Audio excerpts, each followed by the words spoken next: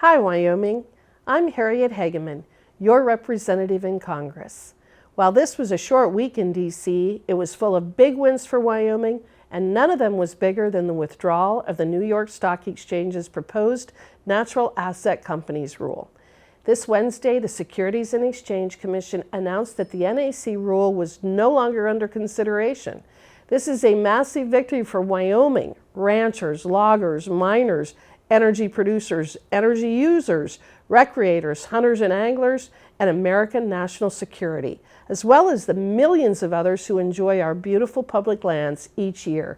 And it is all because of you. Since I warned you right before Christmas of this threat to our property rights, you rallied to the cause and submitted over 2,000 comments to the SEC voicing your opposition. I am proud to report that your collective voice was heard loud and clear on this proposal, which gives me confidence that together we can stop other dangerous policies like the Rock Springs Resource Management Plan and the EID ear tag mandate. The fight is not over. We must remain ready to counter similar attacks on our Western way of life, but this is a victory worth celebrating. This was also a busy week in the Natural Resources and Judiciary Committees.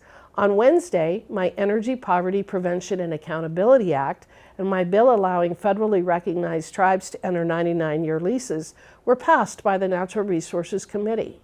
In the Judiciary Committee, I led debate in favor of 2 Second Amendment bills that will restore the right to keep and bear arms for millions of Americans. Currently, many Native Americans can vote, buy alcohol, and go through TSA airport security with tribal-issued IDs, but they cannot purchase a firearm.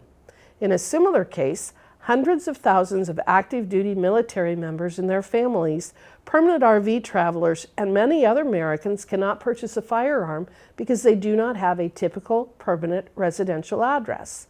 By authorizing tribal IDs for firearm purchases and allowing those without a permanent address to list a P.O. box or private mailbox on ATF forms, these bills will restore constitutional rights that have been unfairly denied to law-abiding citizens. I'm proud to announce that both bills were approved by the Judiciary Committee. Unfortunately, not everything that happened in Congress this week was a success.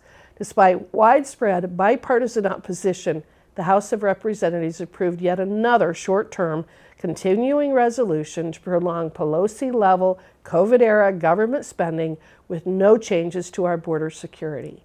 We have a national debt of over $34 trillion that continues to grow, while our border is wide open to illegal aliens, human traffickers, and drug smugglers. I have seen the disaster at the southern border firsthand during visits to both the Yuma and Eagle Pass sectors. Local officials and law enforcement on the ground told those of us present that if the Biden administration will not close the border, then Congress should close the government until our nation's border is secured. I voted against the CR and will continue to vote against any spending bills that do not include border security reforms like those in H.R. 2, the Secure the Border Act.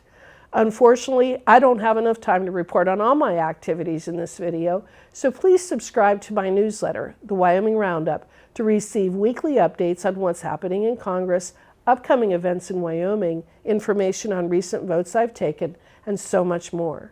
As I promised Wyoming, I am holding a town hall in every county again this year and will hold my first 2 town halls of 2024 next week. I will host a public town hall in Cheyenne on Monday, January 22nd, and one in Casper on Thursday, January 25th. I hope you will be able to attend. For more information on these town halls, to sign up for my newsletter, or to request help with a federal agency, please visit hageman.house.gov. Thank you, and I hope you have a warm and wonderful week.